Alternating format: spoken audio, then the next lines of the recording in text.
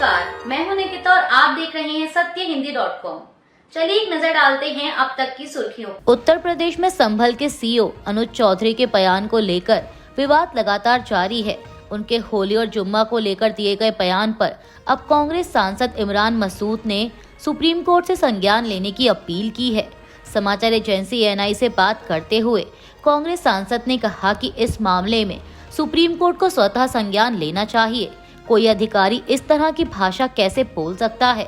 अधिकारी ने जब शपथ ली थी तो उन्होंने धर्मनिरपेक्षता और सब लोगों के साथ बराबरी की शपथ ली थी। कांग्रेस नेता ने कहा कि साल में 52 बार जुम्मा आता है, साल में होली एक बार आती है, सबको सम्मान करना चाहिए। इन सब बातों में कोई शक नहीं है, लेकिन इसके बाद में जो शब्दों का चयन किया गया वो बहुत गलत है। दरअसल आपको बता दें कि संभल सीईओ अनुज चौधरी ने कहा था कि जिस प्रकार से मुस्लिम ईद का इंतजार करते हैं उसी तरह हिंदू होली की प्रतीक्षा करते हैं। होली का दिन साल में एक बार आता है, जबकि जुम्मा साल में 12 बार आता है। यदि किसी को लगता है कि होली के रंग से उसका धर्म भ्रष्ट होता है तो वह उस दिन घर से ना निकले। मेरी सोच ये है कि रंग से कोई छोटा बड़ा नहीं होता। दिल्ली में भाजपा सरकार की महिला समृद्धि योजना पर अब कांग्रेस नेता संदीप दीक्षित ने भी सवाल उठाया है। समाचार एजेंसी ANI से उन्होंने कहा कि हमको पता था कि इस योजना को लागू करना मुश्किल है। हमने जो अनुमान लगाया था उसके मुताबिक यदि दिल्ली में 18 वर्ष से ऊपर की सभी महिलाओं को यह सम्मान राशि दी जाएगी तो खर्च 20 से 22 हजार करोड़ रुपए आता है, लेकिन बीजेपी ने इसके लिए करीब 5,000 करोड़ रुपए रखे हैं। इसका मतलब है कि 1/4 महिलाओं को ही यह सम्मान राशि देने वाले हैं। अब यह 1/4 लोग कौन हैं? यह गणना कहां से आई है? यह बात अभी स्पष्ट नहीं हुई। जब कमेटी ने मापदंड तय नहीं किए तो बजट कैसे निर्धारित हो गया? कांग्रेस नेता ने कहा कि हमको तो पहले से मालूम था कि भले ही कांग्रेस ने इस बात का वादा किया हो या भले किसी और ने, लागू करने के लिए यह मुश्किल योजना है। यदि पूरे वादे के साथ लागू की जाए तो, क्योंकि वादा था हर महिला को देने का, इसमें यह नहीं कहा गया था कि इनको देंगे और इनको नहीं। इसलिए देखते हैं कि कमेटी इस मामले में क्या रिपोर्ट देती है, कितनों को इसका लाभ देती है और कितनों को नहीं। इसके बाद अपनी प्रतिक्रिया देंगे। अमेरिका के कैलिफोर्निया में 50 निवासी अक्षर पुरुषोत्तम स्वामी नारायण संस्था के हिंदू मंदिर में तोड़फोड़ को लेकर कांग्रेस नेता पवन खेड़ा ने प्रतिक्रिया दी है। उन्होंने एक्स पर एक पोस्ट में लिखा कि कांग्रेस कैलिफोर्निया के चिनो हिल्स में स्थित श्री स्वामी नारायण मंदिर में की गई तोड़फोड़ की कड़ी निंदा करती है।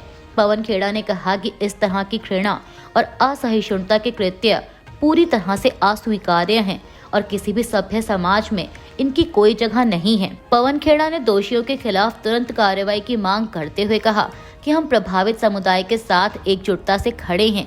उन्होंने कहा कि पूजा स्थलों की हर जगह सुरक्षा सुनिश्चित की जानी चाहिए और शांति व आपसी सम्मान बनाए रखने के लिए हर संभव प्रयास किया जाना चाहिए। DMK सांसदों ने रविवार को लोकसभा सीटों के परिसीमन मुद्दे पर तमिलनाडु के अधिकारों को सुनिश्चित करने की दिशा में काम करने का संकल्प लिया और कहा कि जनसंख्या आधारित इस कवायद से न केवल दक्षिणी राज्य बल्कि ओडिशा और पश्चिम बंगाल सहित अन्य राज्य भी प्रभावित होंगे। दरअसल कल सोमवार को संसद सत्र के फिर से शुरू होने की पूर्व संध्या पर पार्टी अध्यक्ष और तमिलनाडु के मुख्यमंत्री MK स्टालिन की अध्यक्षता में DMK सांसदों की एक बैठक हुई और इस बैठक में संसद में परिसीमन मुद्दे को उठाने का निर्णय लेते हुए प्रस्ताव पारित किया गया। इसके अलावा हिंदी थोपने सहित अन्य मुद्दे भी उठाए जाएंगे।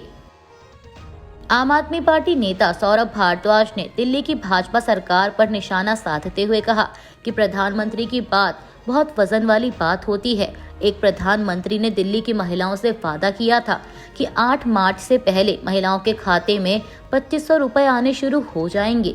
किसी के खाते में पैसे नहीं आए। दूसरा वादा था कि महिलाओं को 500 रुपए में सिलेंडर मिलेगा और होली दिवाली पर मुफ्त मिलेगा।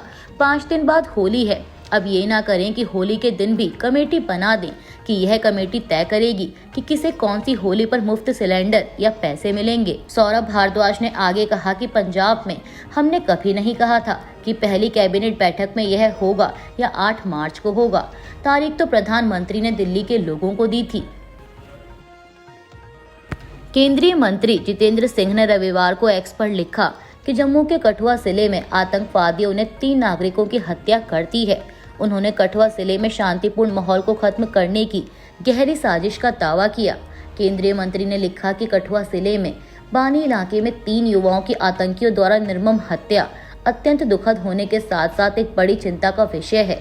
इस शांतिपूर्ण क्षेत्र में माहौल बिगाड़ने के पीछे गहरा षड्यंत्र दिखाई देता है। इस विषय में संबंधित अधिकारियों से हमारी चर्चा हुई है। केंद्रीय गृह सचिव स्वयं जम्मू पहुंच रहे हैं ताकि स्थिति का मौके पर जायजा लिया जा सके। मुझे विश्वास है कि यह सुनिश्चित किया जाएगा कि ऐसी घटनाएं दोबारा ना हो और लोगों का विश्वास मजबूत बना रहे। मीडिया रिपोर्ट्स के मुताबिक ये तीनों युवक गुरुवार शाम जम्मू के कठुआ जिले के मल्हार इलाके से लापता हुए थे और शनिवार शाम को इन तीनों युवकों के शव मल्हार इलाके में एक नदी में मिले। कैलिफोर्निया के चीरो हिल्स में स्थित पैप्स श्री स्वामी नारायण मंदिर, जो अमेरिका के सबसे बड़े मंदिरों में से एक है, को अज्ञात असामाजिक तत्वों ने रविवार को क्षतिग्रस्त कर दिया। हमलावरों ने मंदिर की दीवारों पर हिंदू वापस जाओ और अन्य एंटी इंडिया संदेश लिखकर माहौल भड़काने की कोशिश की।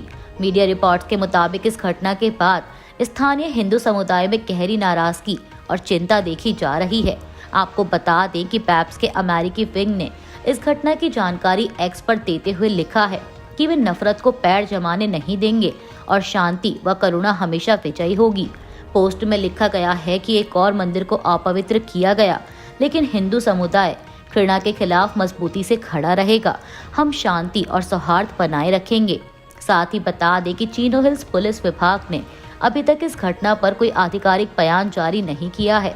इस बीच coalition of Hindus of North America ने भी इस मामले को उठाया और कहा कि ये घटना लॉस एंजल्स में प्रस्तावित खालिस्तान जनमत संग्रह से पहले हुई है, जिससे इस हमले के संभावित उद्देश्यों को लेकर सवाल खड़े हो रहे हैं।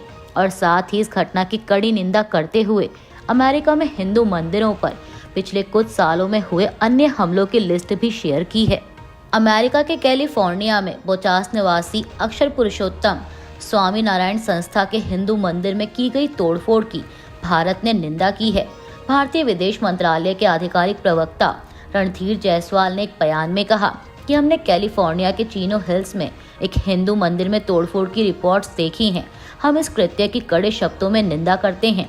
हम स्थानीय लॉ अथॉरिटीज से अपील करते हैं कि इस कृत्य के लिए जिम्मेदार लोगों के खिलाफ कड़ी कार्रवाई करें और धार्मिक स्थलों की सुरक्षा सुनिश्चित करें। शिवसेना यूबीटी के मुखपत्र सामना के संपादकीय में औरंगजेब को लेकर चल रहे विवाद पर संपादकीय छपा है। इसमें राज्यसभा सांसद संजय राउत ने समाजवादी पार्टी नेता अबू आसमी पर हुई कार्रवाई को एक तरफा करार दिया है। साथ ही भैयाजी जोशी के खिलाफ कोई मामला दर्ज न करने पर महायुति सरकार को भी घेरा है। उन्होंने लिखा कि महाराष्ट्र में ढोंग बढ़ता जा रहा है।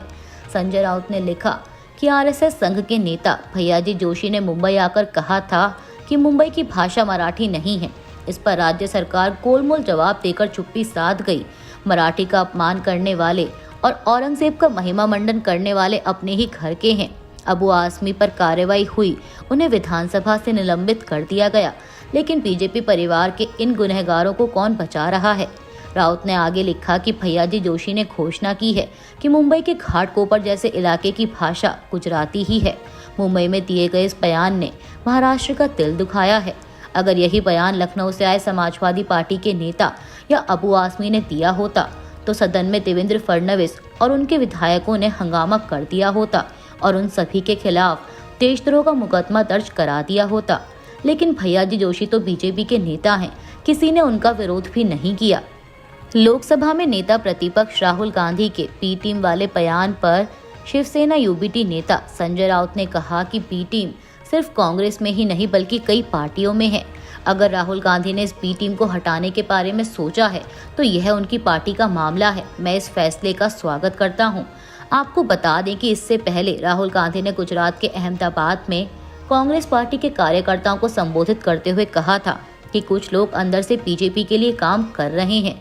उन्होंने कहा कि हमें सख्त कार्रवाई करनी पड़े और 30 से 40 लोगों को निकालना पड़े तो निकाल देना चाहिए। बीजेपी के लिए लोग अंदर से काम कर रहे हैं, तो चलो देखते हैं, बाहर से काम करो, तुम्हारी वहां जगह नहीं बनेगी और वो तुम्हें बाहर फेंक देंगे। दिल्ली विधानसभा में नेता प्रतिपक्ष और आम आदमी पार्टी विधायक आतिशी के बयान पर दिल्ली बीजेपी अध्यक्ष वीरेंद्र सचदेवा ने बयान दिया है। समाचार एजेंसी ANI के मुताबिक उन्होंने कहा कि दिल्ली के पूर्व मुख्यमंत्री अरविंद केजरीवाल बार बार आतिशी मरलेना को कामचलाऊ मुख्यमंत्री कहते थे। आतिशी के बयान में उनकी हताशा और निराशा ज्यादा दिखती है। वो खुद संवैधानिक पद पर रही हैं, उनको कुछ कानूनी प्रक्रिया मालूम होनी चाहिए। सचदेवा ने कहा कि किसी भी स्कीम को लागू करने के लिए उसकी योजना बनानी पड़ती है, बजट पास करना पड़ता है, कैबिनेट की सहमति चाहिए। वो काम हमने कर दिया। 5100 करोड़ रुपए इसके लिए आवंटित कर दिए गए हैं। दरअसल आपको बता दें कि इससे पहले आतिशी ने एक्स पर महिलाओं को मिलने वाले 2500 रुपए पर सवाल पूछा था। उन्होंने लिखा था कि दिल्ली चुनाव में मोदी जी ने वादा किया था कि महिला दिवस पर दिल्ली की हर महिला के खाते में 2500 रुपए आएंगे।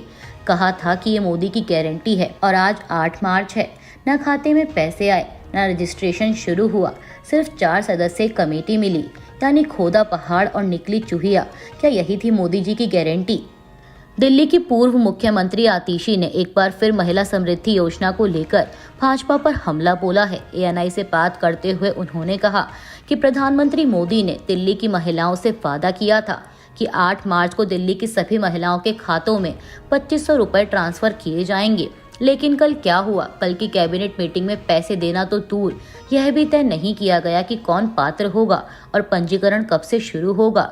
कल सिर्फ एक कमेटी बनाई गई। सबको पता है कि जब किसी चीज को ठंडे बस्ते में डालना होता है तो कमेटी बना दी जाती है, और यही भाजपा ने किया है। विश्व स्वास्थ्य संगठन यानी WHO की पूर्व प्रमुख वैज्ञानिक और स्वास्थ्य मंत्रालय की सलाहकार सौम्या स्वामीनाथन ने व्यक्ति के काम करने के घंटों को लेकर एक बयान दिया है। उन्होंने कहा है कि लोगों को अपने शरीर की सुननी चाहिए और जब शरीर को आराम की जरूरत हो तो करना चाहिए। ऐसा ना करने की स्थिति में आपकी कार्य क्षमता प्रभावित हो सकती है। स्वामीनाथन ने PTI को दिए एक इंटरव्यू में कहा कि छोटे अंतराल के लिए बहुत ज्यादा काम किया जा सकता है, जैसा कोविड-19 के दौरान देखने को मिला था, मगर लंबे समय के लिए ऐसा नहीं हो सकता। उन्होंने इस बात पर जोर दिया कि प्रोडक्शन काम की गुणवत्ता पर निर्भर करती है, न कि काम करने के लिए खर्च किए गए समय पर। मैं जानती हूँ कि कुछ लोग बहुत कठिन परिश्रम करते हैं, इसीलिए मुझे लगता है कि यह एक व्यक्तिगत मामला है। जब आप थक जाते हैं तो आपका शरीर आपको बताता है, तब आपको अपने शरीर की बात सुननी चाहिए। आप कुछ महीनों के लिए कठिन परिश्रम कर सकते हैं, जैसा कोविड के दौरान हमने किया था, मगर क्या हम इसे कई सालों तक जारी रख सकते हैं? मुझे तो नहीं लगता। अभी के लिए बस इतना ही। बाकी की खबरों के लिए बने रहिए सत्यहिंदी.com के साथ।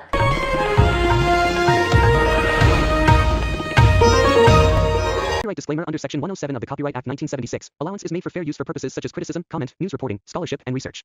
Fair use is a use permitted by copyright statute that might otherwise be infringing.